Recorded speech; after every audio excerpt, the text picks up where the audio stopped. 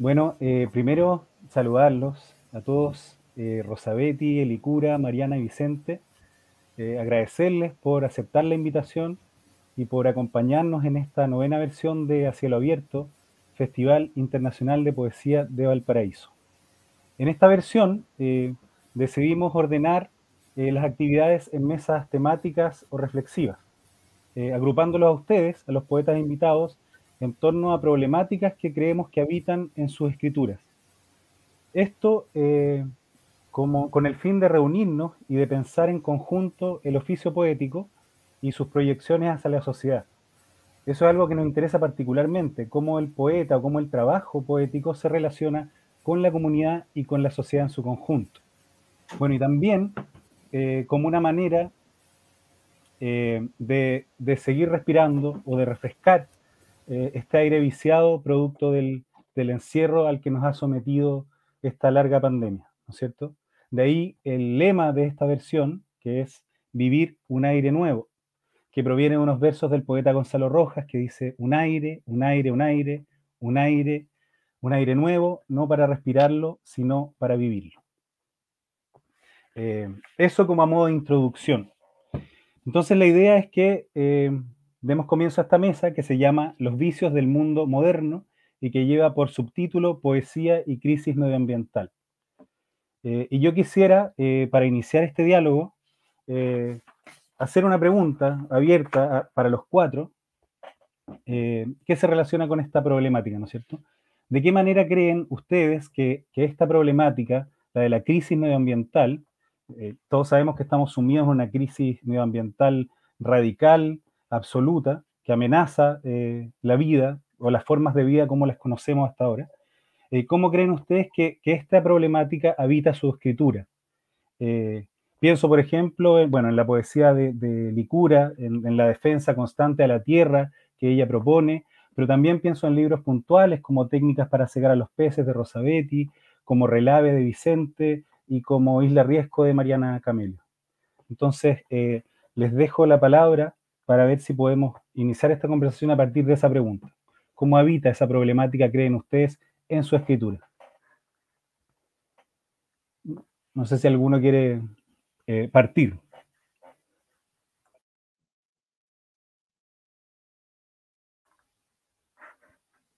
O les propongo yo. An- Andrés, disculpa, yo no escuché la pregunta. No escuchaste la pregunta. Mira, es muy sencillo. ¿De qué manera crees tú que esta problemática que propone la mesa, que es poesía y crisis medioambiental, habita en tu escritura particularmente? Y yo, bueno, por ejemplo, Bueno, si es que me escuchan, yo puedo partir si quieren. te escuchamos, perfecto. Y ya. Em, bueno, primero saludarlos y saludarlas, ¿no? Eh,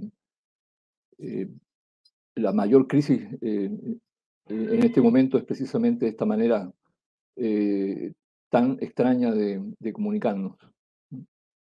Y una realidad a la que hemos sido empujados por un pequeño grupo de poder, que no me voy a cansar de reiterarlo, ¿no? Que de pronto algunos se hacen cargo de esto que no tenemos por qué hacernos cargo.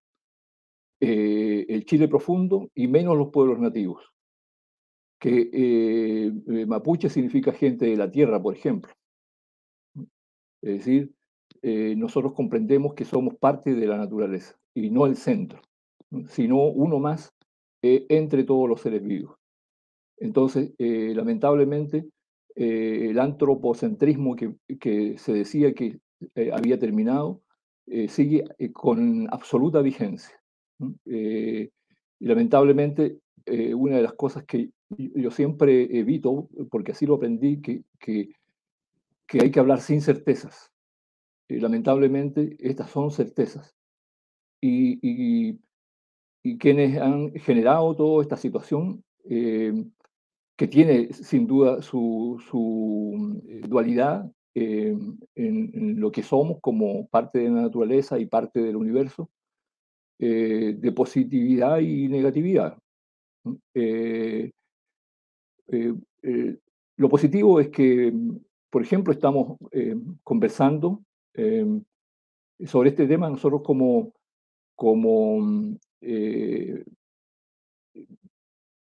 seguidores, diría, continuadores de una conversación que no comienza con nosotros. O sea, eh, yo me hago la pregunta a veces, y lo digo respecto de una situación que me habían pedido que denunciara, pero yo digo, bueno, cuando si alguien toma mis textos y los ocupa, a mí no me genera ningún problema, porque también ese fragmento habla de la naturaleza y habla de la posibilidad de conversar con otras personas que están en lo mismo. Y yo digo, eh, conmigo no ha comenzado nada. Yo solo he aportado un pequeño trayecto de mi experiencia.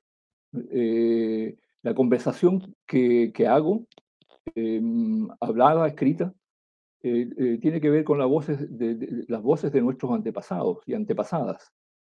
Eh, es la continuidad de una memoria, la única conversación que asumo que tengo, porque cada persona tiene un libro o por escribir porque tiene una conversación que comunicar. Eso de Yo momento, voy a Andrés. un poco continuar a propósito de lo que dice Licura, con la relación, yo creo, entre la poesía o lo que uno escribe, ¿cierto? Y la comunidad donde se ha formado. Yo, no solamente técnicas para sacar a los peces, sino que yo diría el conjunto de lo que he escrito está profundamente relacionado con un deterioro paulatino de un cierto modo de vivir, un cierto modo de instalarse en un espacio que no solo es geográfico, sino también simbólico, ¿cierto? Afectivo. Yo provengo como ustedes saben, del archipiélago de Chiloé, e insisto siempre porque a mí me interesa mucho que por las condiciones de vida, por las condiciones climáticas, por las condiciones históricas, se logró formar muchos nexos, una trama comunitaria que a mí me ha hecho mucho sentido desde que era muy pequeña. Y yo diría que no solamente me interesó para escribir poesía eso, sino que yo también como Licura y siento de verdad eso, mi palabra la he ido puliendo y trabajando para que de algún modo sea un cauce de esas otras voces, de los mayores, de la gente que ha tenido una experiencia con respecto a la vida, con la naturaleza, que es bastante más armoniosa de la nuestra, que la que hemos ido instalando después. No es que yo quiera idealizar un antes, ¿no? Como algunas veces se ha acusado a las personas que hablan como uno, que escriben. Yo diría que lo que más he puesto en las páginas es la crisis de un cierto modo de vivir respecto de lo que se ha instalado después y que no tiene y no ha tenido, ¿cierto?, el protagonismo de las propias comunidades, sino que ha sido impuesto, como dice Licura, y ha sido avasallador, es decir, no ha habido ninguna posibilidad de que nosotros pudiéramos hacer cambios que hubiéramos podido tal vez encontrar, no sé, encontrar buenos o haberlos ido asimilando de a poco, porque tampoco no demonizo, ¿cierto?, todo por decir, los avances tecnológicos. Yo también estoy muy frustrada con esto de que tengamos que contactarnos por aquí, pero como tanto en la vida tiene de dulce y de agraz, si no, no hubiésemos podido ni siquiera volver a tener este encuentro de a cielo abierto que ha sido las veces que he participado, un precioso lugar de conversación y de encuentro, como digo, de diálogo. Quiero decir que podríamos haber a lo mejor ido paulatinamente con nuestros propios códigos, con nuestras formas, haber ido participando de este mundo nuevo, distinto, lleno de aparatos sobre todo y de mucho ruido informativo, ¿no? pero no hemos tenido la oportunidad, simplemente ha sido avasallador el sistema, cómo se ha ido instalando en todos los espacios y en desmedro nuestro. Ha sido deteriorado fuertemente en las relaciones humanas, las maneras de vivir. Yo encuentro que esta peste, por ejemplo, ha sido, honestamente, y a pesar de que ha traído mucho dolor y mucha pena y muchos problemas, también tiene otra parte que ha sido como una detención y una oportunidad de volvernos hacia adentro y de pensar y de mirarnos el modo en que estamos viviendo.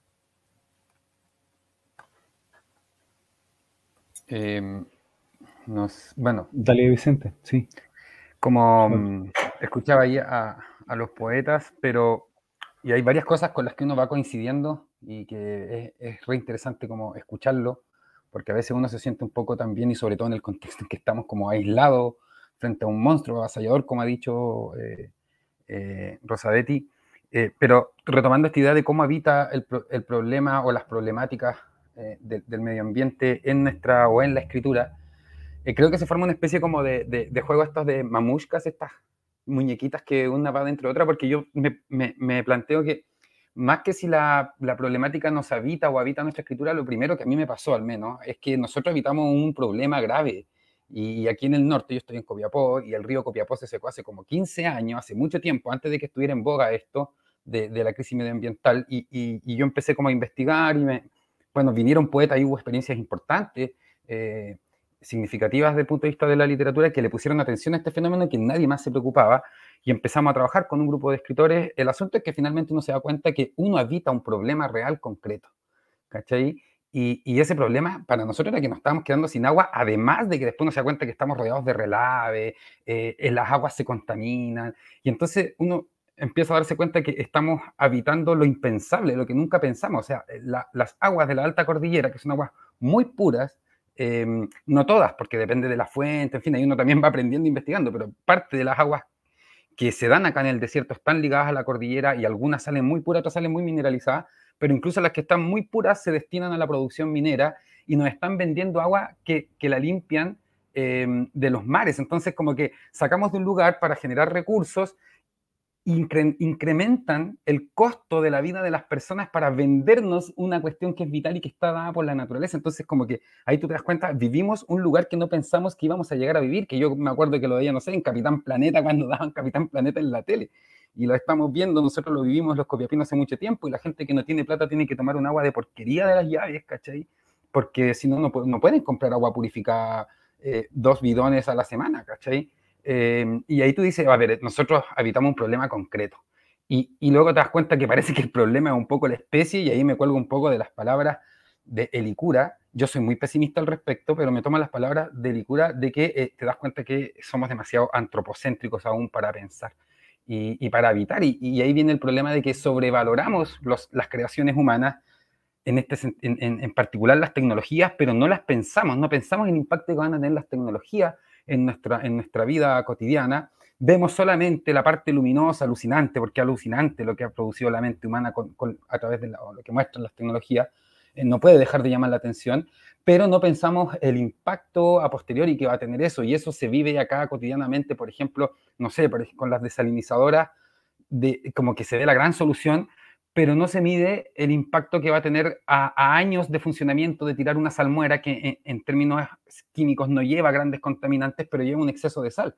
Entonces, claro, dicen, no, pero si la sal es parte del mar, te dicen los estudios de impacto ambiental, pero no se piensa a 40 o 50 años esa cantidad de sal que sí tiene un impacto, y que, bueno, después no se mete en los estudios reales y te das cuenta que está todo medio trucho ahí, chamullado, beneficiando siempre a la gran industria y dejando de lado lo que yo debiese ser, el buen vivir.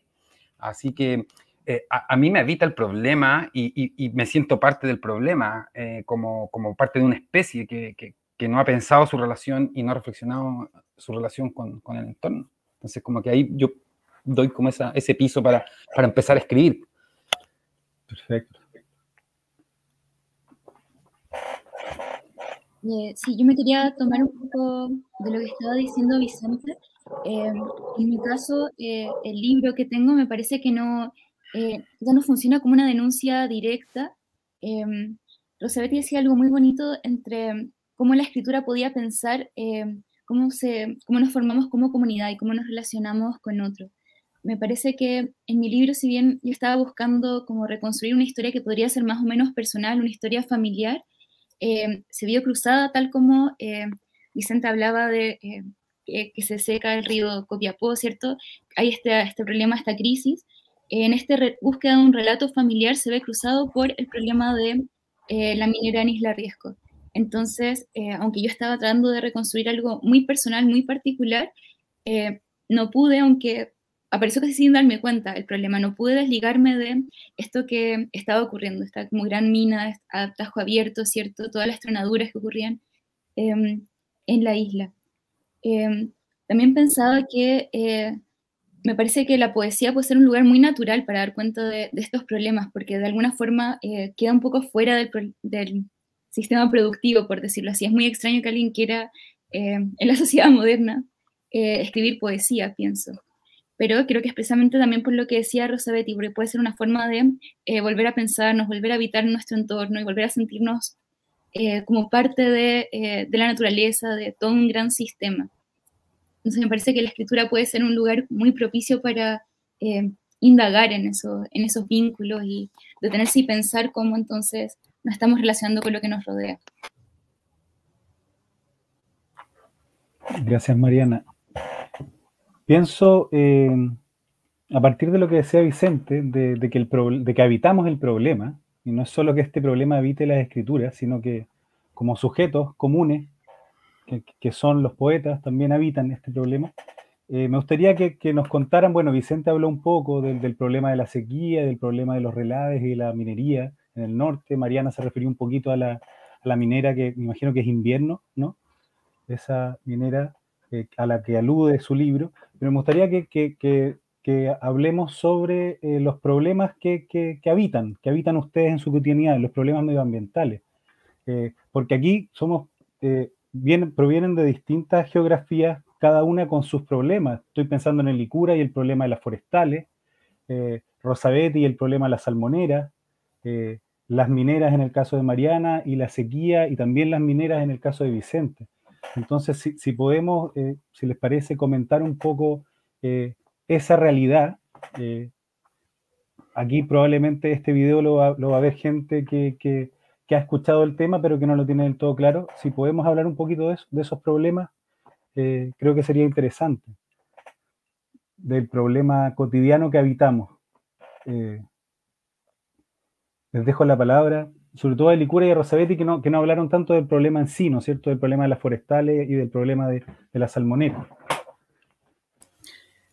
A ver, a mí me gustaría tal vez decir que esas son como las cabezas visibles, pero yo siento que el problema es el sistema económico, el sistema mental general que ha llevado, ¿cierto?, a que la producción industrial y el extractivismo, ¿no?, sea más importante que las personas, que su trato, que sus relaciones, que las comunidades que están en los lugares donde se llega a hacer abusos, ¿cierto? Y a sacar lo que le conviene al poderoso don dinero. A mí me parece que es gravísimo, ¿cierto?, lo que pasó para nuestra estructura social con la entrada del individualismo y de esto del eterno consumo, como si nunca se fueran a terminar los bienes de la naturaleza. Es decir, cuando uno piensa en cuáles son las soluciones, hay que pensar inmediatamente en detener el consumo indiscriminado. Es decir, yo creo que nos ha golpeado a todos las imágenes en el desierto, ¿cierto?, de esta cantidad de ropa.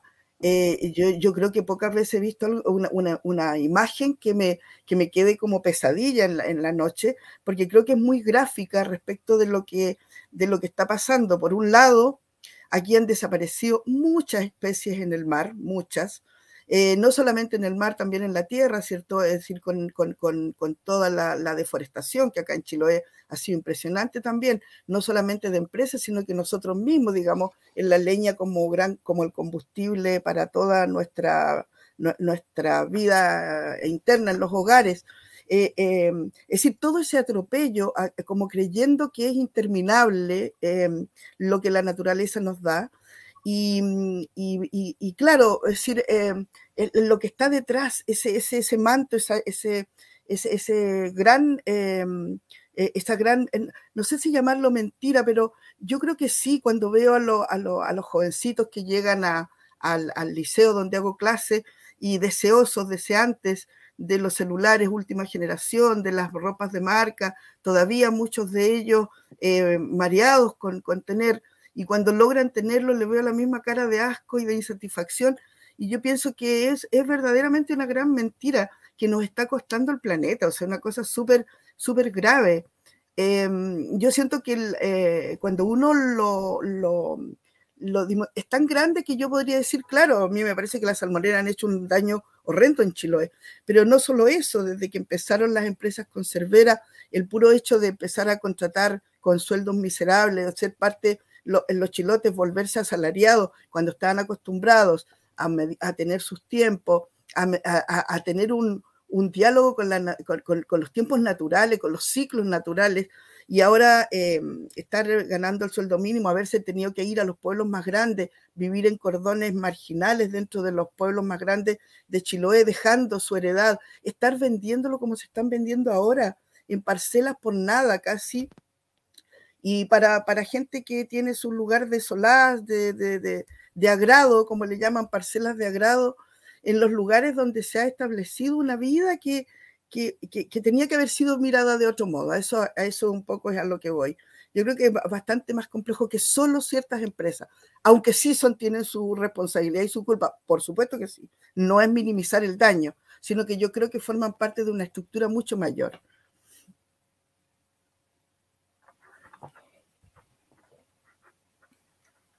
Sí. Bueno, como dentro del tema que plantea Rosabetti, creo que es muy importante volver como también a la dimensión personal, a lo que a uno vive y entiende. A mí, yo también soy profesor y me pasa lo mismo que Rosabetti. Veo chicos muy preocupados por el tema medioambiental, muy preocupados por los animales, como con otra conciencia, pero al final tú te das cuenta que los mecanismos de la publicidad terminan insertando esta idea del consumo, que yo creo que si tiene una matriz es como la idea de progreso. Para mí el rollo de la idea de progreso es la que yo entraría como a cuestionar en primer lugar. De ahí como que siento que se proyecta este mundo que habitamos hoy día. Ahora, respecto a las problemáticas mismas, hay dos cosas que para mí fueron significativas, aparte de Relave. Yo siempre he estado ligado también como al territorio, de hecho hace mucho tiempo, bueno, ahí vienen como la experiencia. Una fue que yo soy muy de la costa y me gusta mucho estar ahí, y voy a unas playas muy alejadas de todo, caletas, y que fueron sitios donde habitaron pueblos ancestrales, los changos, y yo caminaba por las rocas, y mis papás caminaban conmigo por las rocas, y mis abuelos caminaban conmigo por las rocas, y se podía encontrar trozos de vasijas, residuos de su hábitat. Y una vez yo estaba ahí mismo y dije, y después uno miraba que la gente, la humanidad seguía pasando, y después se hacían capas como también de otro tipo de basura, pero basura, o sea, por ejemplo, veías capas de latas y después de vidrios, y al final la última capa era como de plástico. Y estar ahí en ese lugar que yo amaba, lleno de naturaleza, en medio del desierto, ¿cachai? Y ver eso fue como, para mí fue un golpe brígido, y esto fue incluso antes de la publicación de El Ojo del Lagarto, que es como el libro anterior. Y la otra experiencia brutal, y que a mí me hizo como confirmar lo de Relave, fue la experiencia del aluvión. En el 2015 acabó un aluvión que fue catastrófico, y ahí también como que se me reveló esto de la idea del exceso de centralidad que tiene el humano, porque todos decían esto es una catástrofe, claro, murió gente, pero esa catástrofe era un hilo de agua en el desierto. Con unos amigos hicimos un video experimental, y un amigo grabó desde un dron, y la cantidad de agua, cuando uno lo mira en la totalidad del territorio, es un hilo de agua en el desierto, que para nosotros, en tanto humanos, que construimos mal las cosas, que estamos preocupados de explotar la tierra, nos hizo añicos con un hilo de agua, porque eso en el desierto era muy poquita agua, y era una maravilla, en el fondo era una maravilla. Yo decía, la ciudad estaba hecha pebre, estaba destruida y fue terrible, y la naturaleza te revela, por ejemplo, que todos los servicios de la ciudad estaban en el centro.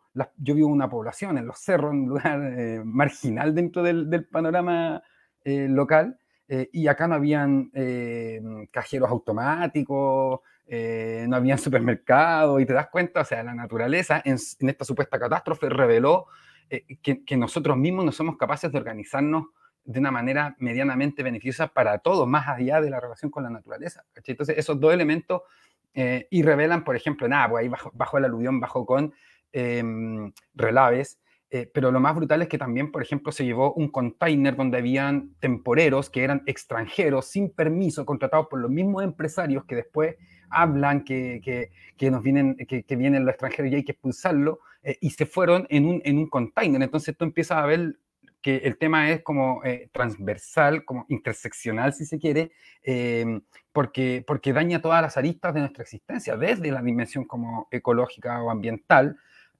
hasta nuestras maneras de relacionarnos entre nosotros mismos, por ejemplo, en el sistema de contratos de trabajo y el abuso de poder de los mismos de siempre, que no están dispuestos como a pensar un poco cómo nos sostenemos en la vida, es decir, no, como decía Rosabetti, no es dejar de lado la economía, es pensar otra economía, ¿cachai? Y ahí como que esos son como los elementos que yo tomo y me doy cuenta que, claro, hay que reinsertar ciertos lenguajes como el de la economía, por ejemplo, en la poesía, o el lenguaje de la química, que es lo que hago yo un poco en Relave, para que la gente empiece de nuevo a entender que son temas que hay que, los que lean al menos, y creo que también esto es una autocrítica a los intelectuales y a la gente de la literatura, hay que leer ciencia, hay que entender un poquito más de economía, hay que meterse en esos temas, aunque a veces no sean los que nos gusten, o sea, a veces es una lata, pero es una forma como también de reactivar otras formas de pensar el presente y la realidad. Eso. Oye, bueno, no sé si Mariana quiere decir algo, pero me quería colgar de lo último que dijo Vicente, pero te dejo la palabra, Mariana, por si hay algo que quieras decir. Sí, no quería comentar solo algunas cosas. Me parece que en ambos comentarios, los de Rosabetti y el de Vicente, como que está circulando la idea que yo creo que, no sé, yo también soy profesora y que veo un poco en mis estudiantes de que todos estos problemas medioambientales no son un problema particular, ¿cierto? No sé, el caso, lo que ocurre, la sequía en el norte, lo que puede ocurrir con las salmoneras, lo que ocurría en Isla Riesco, lo que ocurre con las mineras, no son problemas individuales, y de repente el gran problema también es cuando se ven como problemas particulares y se piensa que ya solucionando este pequeño problema, por ejemplo, la minera en Isla Riesco ya está casi totalmente cerrada, pero en el fondo no, eso no va a prevenir que ocurran otras cosas, o que ocurran otros atropellos, otros problemas. A mí me parece que yo sí veo en mis estudiantes, sí detecto cierto pesimismo, ¿cierto? Porque me parece que cuando yo era más pequeña yo solía ver los problemas como muy individualizados, entonces yo decía como, ah, ya, esto tiene es este problema y tiene esta solución, pero me parece que en muchos de los chiquillos he visto que alcanzan a percibir que esto es un problema muy estructural, pero lo que sucede es que por una parte se sienten muy responsables, porque eso también es una de las consecuencias que tienen los medios de comunicación, ¿no? De hacernos sentir a nosotros como individuos particulares, como los responsables, los que deberíamos hacernos cargos de todas las crisis medioambientales. Bien es cierto que está bien que estemos conscientes, es un problema tan grande que no, que son ciertos grupos de poder los que debieran articular esas soluciones. Entonces lo que me pasa con los chicos en el colegio, como que me anduve desordenando, es que sienten este pesimismo de que no hay nada que se pueda hacer, como que ya está todo dañado, ya está todo,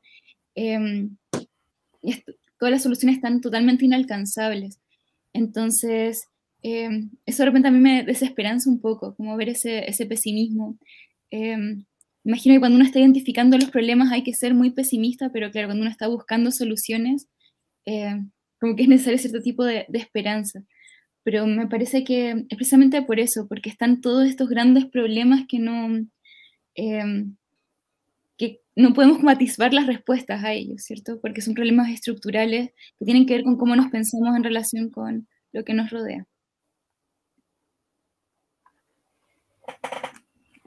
Bueno, me quiero colgar de algo que decía Vicente y volver más ahora, porque hemos estado como identificando los problemas, ¿no es cierto? Hablando de los problemas medioambientales, pero ahora quiero que entremos un poquito más en su poesía, en su trabajo con la palabra. Me quiero colgar de lo que decía Vicente cuando él hablaba de introducir otros lenguajes a la poesía, como el lenguaje de la química, por ejemplo, que creo que habita en Relave. De hecho, me acuerdo de algunos poemas que seleccioné que quisiera citar. El poema Prospección del tono de Vicente Enrelade, que él habla de siglas químicas, ¿no es cierto? Pero quería preguntarles, en el fondo, cómo ¿cuál fue su trabajo con la palabra, con la forma? Si se vieron en la obligación, al trabajar una temática medioambiental, de encontrar una forma adecuada para esos contenidos o no. Estoy pensando, por ejemplo, en lo que decía Vicente, estoy pensando en Isla Riesgo, cuando hay dos lenguajes que se van superponiendo, un lenguaje más impersonal y otro más subjetivo. Estoy pensando en la vocación de comunidad que tiene la poesía de Rosabetti. Estoy pensando en el tono muy honesto de la poesía de Licura. Entonces les preguntaría si se vieron en esa obligación de encontrar una forma para expresar estos contenidos o más bien no fue un tema al abordar el problema medioambiental. Bueno, para mí sí fue un tema, porque yo cuando visualicé el libro, porque esto tampoco es algo que uno diga, voy a hacer este libro, o sea, uno va visualizando. Relave nace del ojo del lagarto, que es como un canto al desierto, que es un lugar que se ve como donde no hay nada. Entonces vamos poniéndole industria, vamos poniéndole torres de alta tensión, que es lo que me toca ver a mí. Después uno se dice, chuta, esto viene del sur, y ahí hay una conexión bien extraña, bien nefasta por momentos. Y sí dije, ya, yo voy a escribir, aquí veo un libro, pero no puedo ser hippie, aristo hippie, pues, ¿cachai? Y tiene que ser una bofetada, porque eso es lo que nos merecemos como en nuestra relación con el entorno. Entonces fue un libro súper cansador, agotador anímicamente. Yo creo que ahí se selló mi carácter pesimista con respecto a la especie, ¿cachai? Porque de lo que te vas dando cuenta es que es brutal, ¿cachai? Y ahí tuve que ver qué lenguaje me servía para que no quedara así como, no sé, pues recicla, ¿cachai? Entonces ahí tuve que harta pega, y ahí me metí con la química, un poquito con la economía, porque son cosas que son inevitables de entrar a leer, ¿cachai?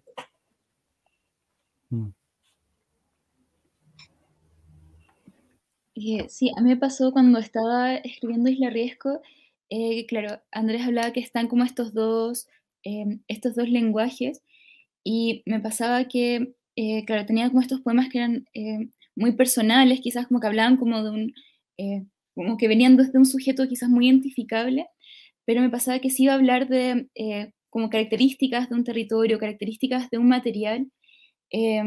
Necesitaba otro tipo de lenguaje, tenía mucho que ver con el lenguaje como de la información, de los textos informativos, y entonces me puse a leer de todo, como enciclopedias, mucha Wikipedia, muchas páginas de internet, de repente cosas que quizás yo no comprendía del todo, y me pasaba también que encontraba que de repente todos estos lenguajes de la hiperinformación, o que son muy científicos, o que buscan ser muy particulares, de repente llegaban a estar medios vaciados de contenido, como que había como cierta retórica de ser como muy, muy específicos y muy científicos, y no sé, no estoy segura cómo explicarlo, pero como entregar mucha información en poco espacio, muy condensada, que en el fondo se llegaba a vaciar, y me interesaba cómo podía funcionar ese lenguaje, y cómo ese lenguaje también podía entonces convivir con un lenguaje más particular.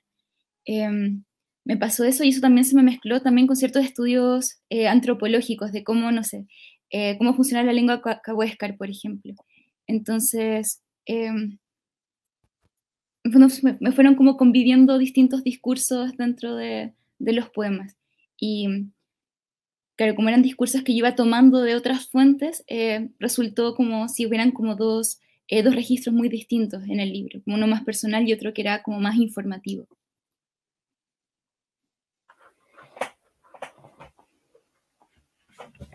¿Alguien quiere decir algo más en torno a eso?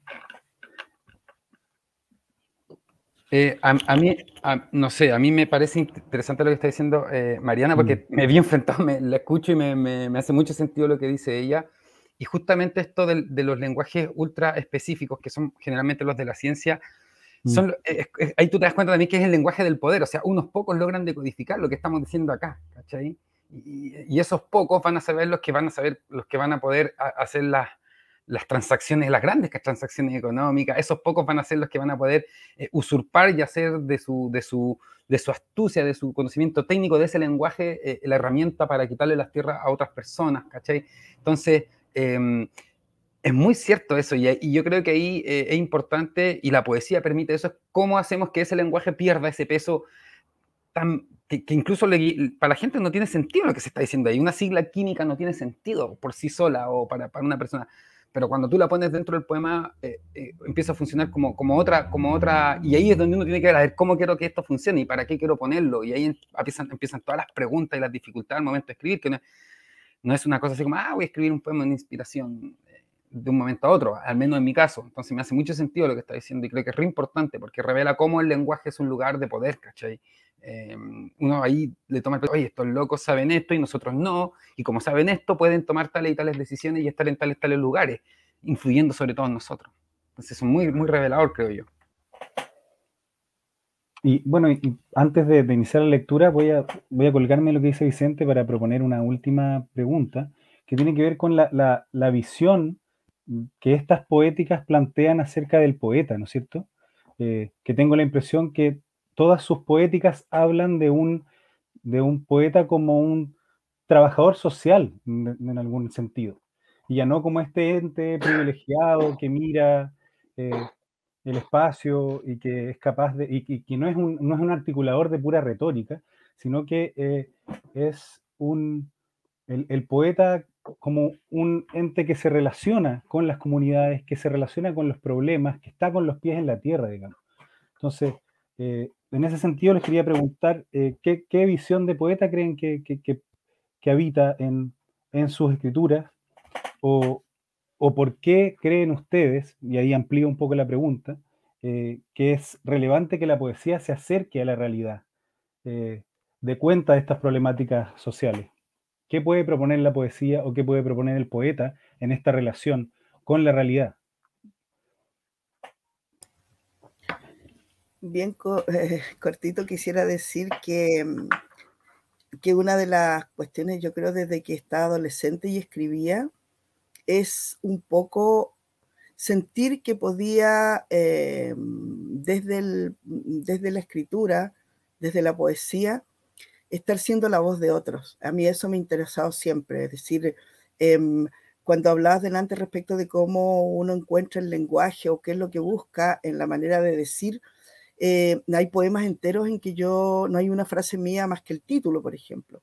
Reproduzco fragmentos de habla de personas que a mí me parecen que tienen esa verdad, esa integridad, esa honestidad que da la suma de muchas vidas, y eso yo creo que es lo que le da cierto valor a los textos.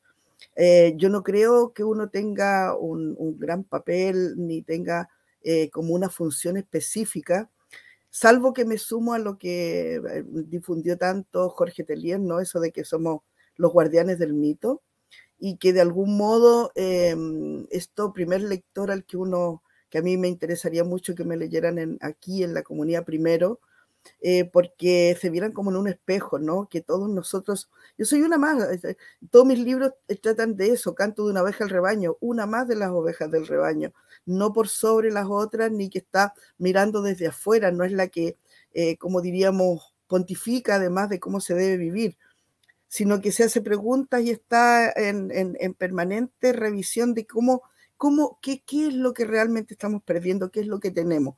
Y en ese sentido yo siento que la poesía chilena tiene tal diversidad de voces que a mí me emociona pensar que si estuviera en la mesa de la conversación de las clases, cuánto más nos enriquecería, porque siempre encontrarían a alguien que ha logrado elaborar un mensaje, un discurso que les dice a ellos. Eso por ahora. Totalmente. Vamos con la lectura, ¿les parece? Nos quedan 20 minutos.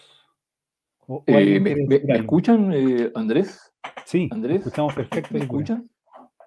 Sí. Que me da la impresión que no me escuchan. Sí, te escuchamos, el cura.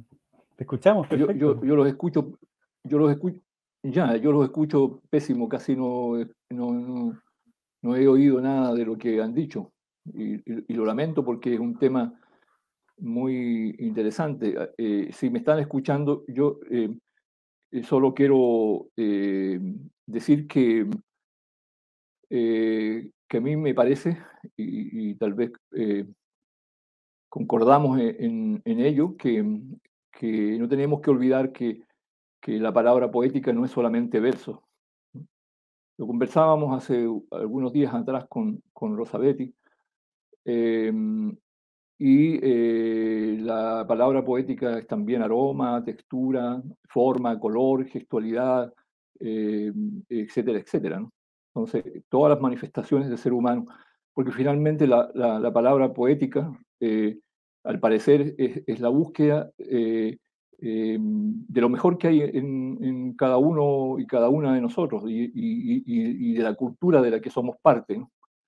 Entonces, a mí me interesa frente a eso insistir en que estamos frente a un gran problema conceptual que no se va a superar, que no se va a hacer poético mientras no haya o no sucedan dos cuestiones que son, por un lado, el comprender que los seres humanos estamos caminando sobre un territorio cultural que ha estado siendo negado.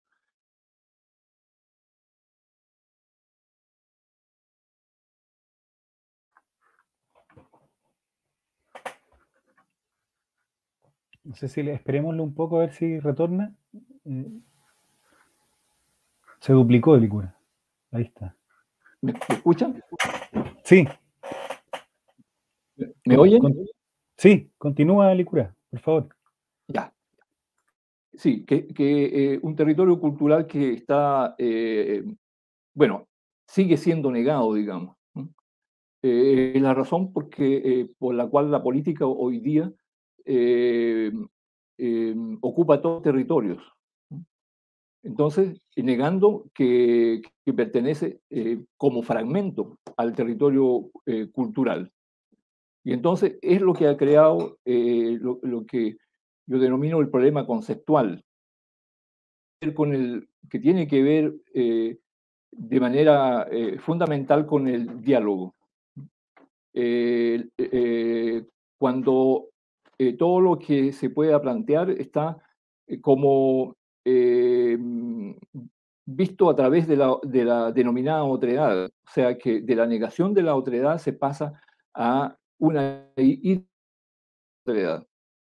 Y a mí me parece que cuando se abre la posibilidad de un diálogo poético entre la sociedad del Chile profundo y los pueblos nativos, hay un sendero que ya llegará al camino ancho que necesitamos para la conversación, que lleve a la sociedad chilena, y ahí me parece que tiene un papel fundamental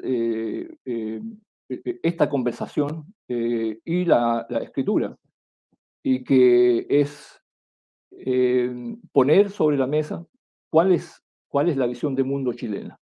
Porque para que un diálogo sea fructífero y se haga profundo, quienes están conversando tienen que saber desde dónde están hablando, cuál es su territorio cultural, y comprendiendo, en este caso, que es la búsqueda del ser nativo la que tiene que hacer cada ser humano en todos sus hermosos colores, ¿no?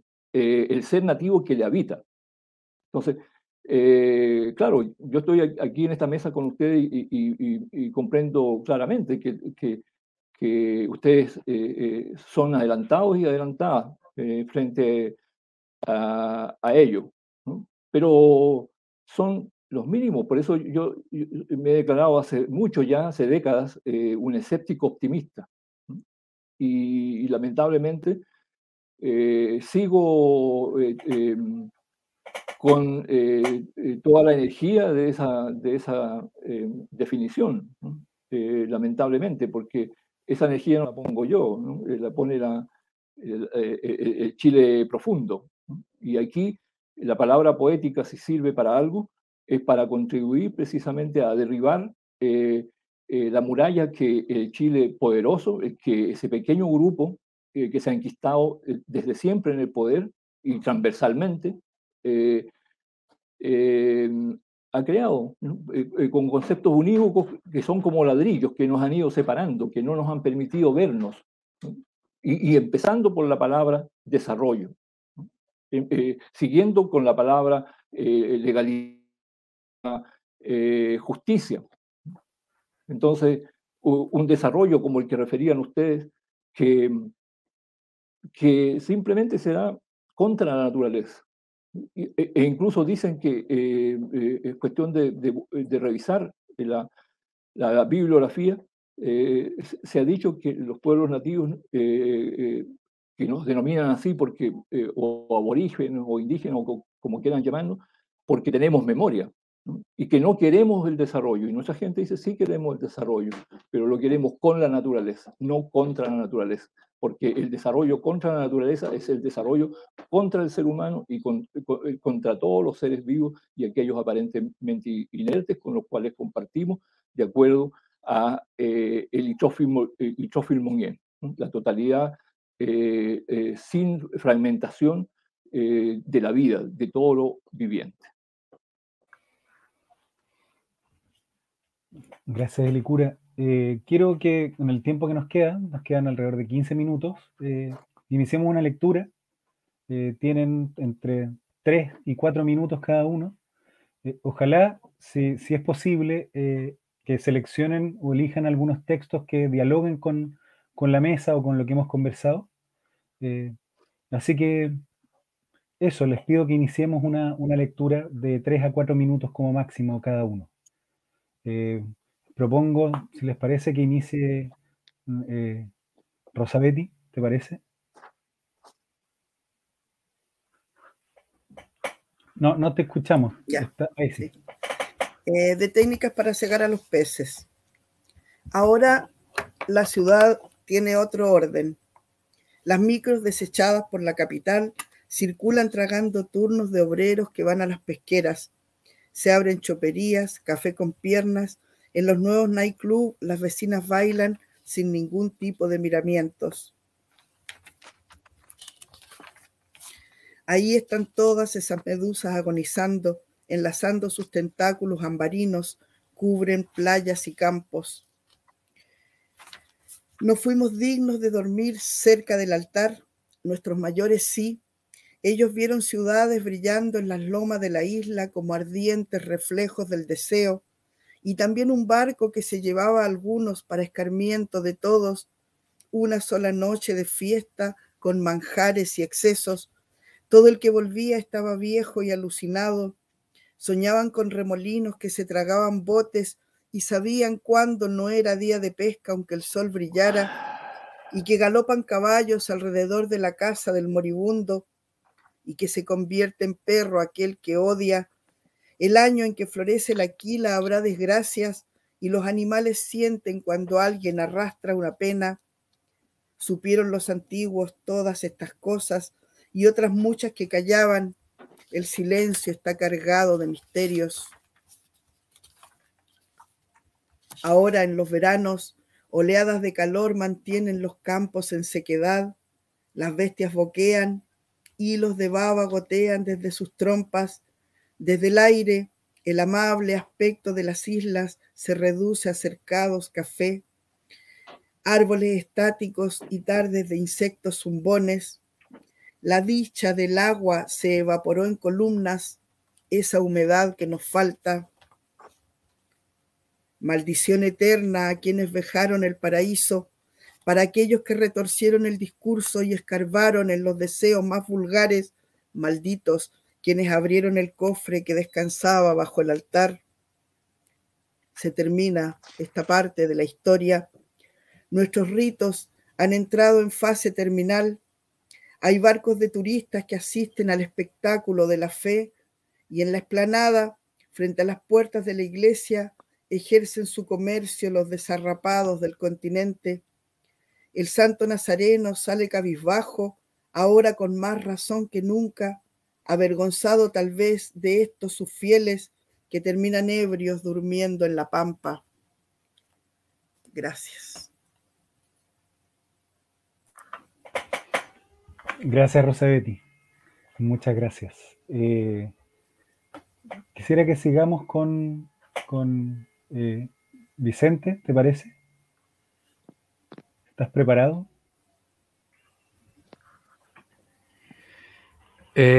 Bueno, voy a leer de Relave, que son como 3 poemas separados. Uno es Prospección del Tono 1. Las prospecciones son las investigaciones que hacen las industrias cuando van a la precordillera o los lugares donde hay minerales y sacan tierra y después suelo, en verdad, y después evalúan. Prospección del tono 1. Gris polvo, no es negro ni blanco, sino el color de la ceniza, habitando todas las cosas en el fondo. Prospección del tono 3.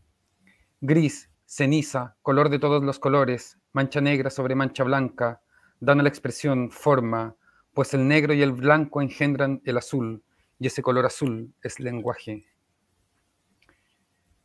Prospección del tono 13.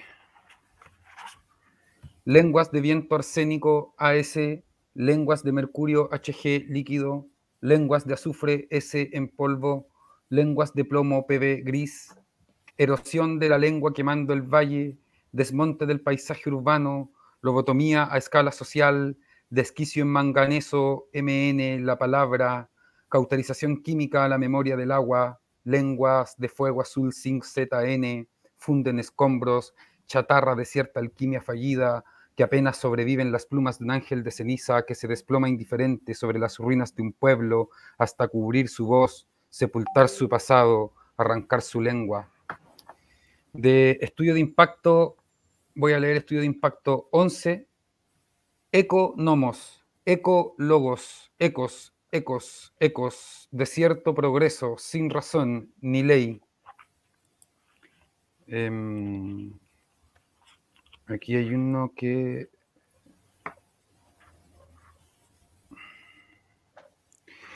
Esto tiene que ver con el asesinato de muchos luchadores medioambientales. Y nada, pues a mí yo igual he estado como involucrado en algunas defensas del territorio. Entonces me ha impactado mucho lo que está pasando con ellos. Dice, estudio de impacto 7. Enfocan, encuadran, encienden las pantallas, redactan, diagraman, imprimen los periódicos, sintonizan la frecuencia modulada del mensaje, liberando en señales de humo a escala industrial el pestilente y lacrimógeno aliento de sus propias declaraciones. Cuelgan tu vida, asfixian tu sueño, cubren tu cuerpo con nylon azul plástico.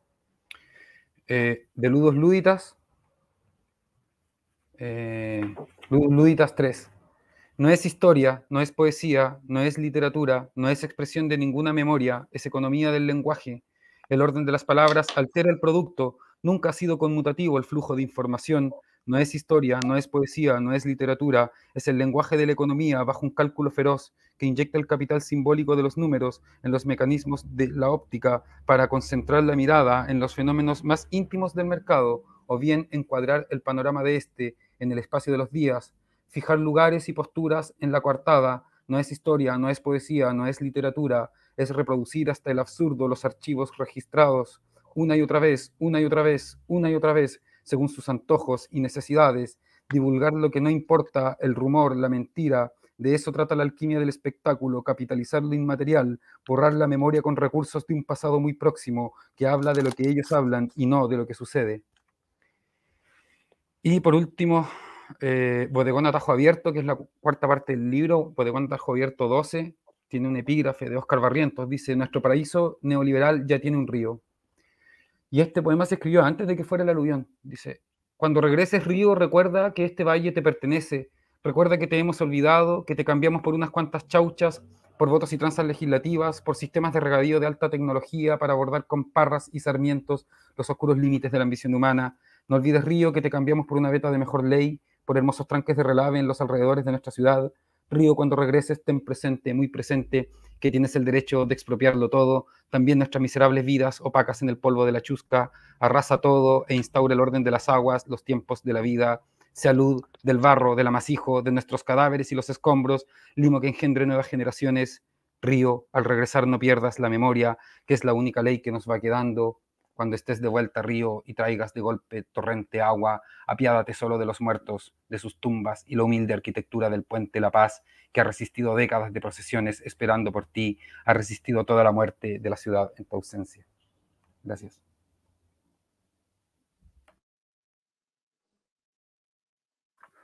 Muchas gracias, Vicente. Quisiera que continuemos con Mariana. ¿Te parece, Mariana? Sí, me parece. Voy. El territorio se divide según 3 tipos de toponimias. Elijo las que remiten a sucesos del pasado.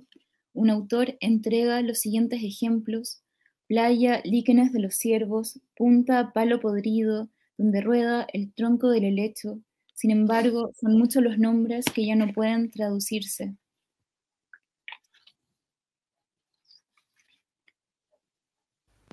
Construiste la casa principal sobre la columna de las focas.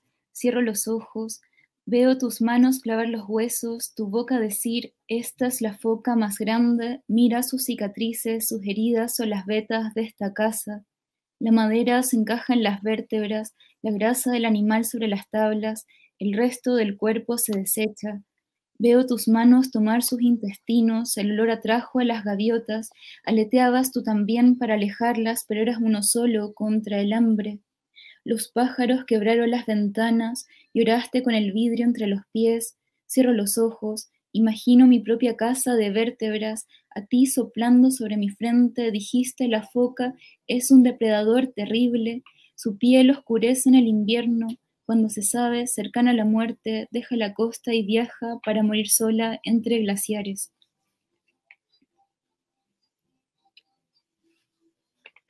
La matemática del Ñirre aguanta el peso de los cuerpos sobre el canal. Un hombre se ata a un árbol para desprender la corteza. Nervaduras de ballena unen con fuerza los fragmentos. Durante la faena se cuentan historias, por ejemplo.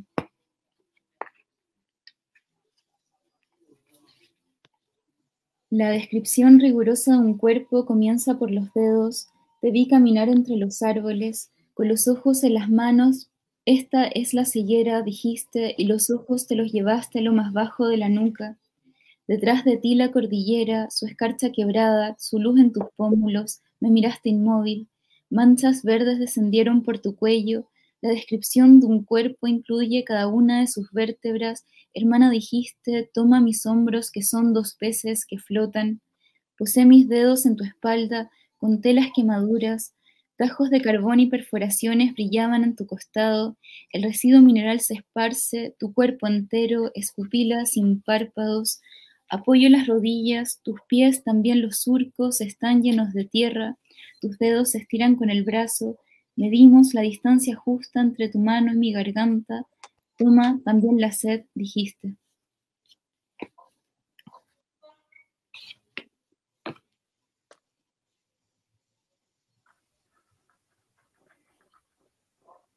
Gracias, Mariana.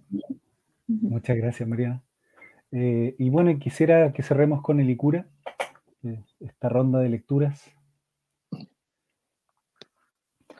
Bueno, gracias, Andrés. Ha sido un agrado, lamentablemente, con esta distancia de estar aquí en el sur-sur, ¿no? en Cochrane, en la región de Aysén. Un agrado haber tenido la posibilidad de compartir con Mariana, Vicente y mi siempre querida Rosa Betty. Y claro, agradecer siempre la invitación. Andrés, siempre con mucho cariño, los recuerdo. Sergio, Jaime, Óscar, Petrel. 2 poemas. Principio de igualdad. Somos uno más en la Tierra y en el universo. Ni más ni menos que las aves, los animales, los hongos, los lagos, los insectos. Ni más ni menos que los peces, las plantas, las piedras, las flores, los planetas. A soñar y a mirarnos hemos venido, a escucharnos, a comprender la luz del rayo y la oscuridad de las hormigas. Para abrazarnos hemos venido, a contemplar la tierra y a defenderla hemos venido. Semilla de agua es nuestro pensamiento, brizna de la memoria, nuestro respirar. La felicidad no es la apariencia. La felicidad no es la apariencia de la luz sino su centro circular, que es el arco iris, latiendo en la hondura de la tierra, me dijeron. Es el gesto apacible de todos los planetas, en el principio maravilloso de tu espíritu. La felicidad hay que buscarla entre las raíces del agua, entre los cristales retorcidos de las rocas, en el fondo de los hormigueros, en la lengua del fuego, olvidando sus cenizas. Hay que buscarla entre las estrellas, en el vacío en el que resuella la fugacidad de todos tus deseos. Me están diciendo. Muchas gracias, Helicura. Muchas gracias. De verdad les quiero agradecer a todos ustedes. Yo desde Limache, Quinta Región, le quiero agradecer a Rosabetti, que está en Ancud, a Vicente, que está en Copiapó, a Helicura, que está en Cochrane, y a Mariana, que me imagino que está en Punta Arenas. Les agradezco mucho que nos hayan acompañado en esta versión que lamentablemente tuvo que ser online. Espero que nos encontremos en los próximos años en una versión presencial. Y quiero agradecerles particularmente por la vocación crítica y comunitaria de sus poéticas, que me parece que es importante que el poeta se relacione, que el trabajo poético se relacione con las comunidades y con la sociedad en su conjunto. Así que nada, un abrazo grande a cada uno, les agradezco mucho y nos vemos en una próxima oportunidad. Que estén muy bien.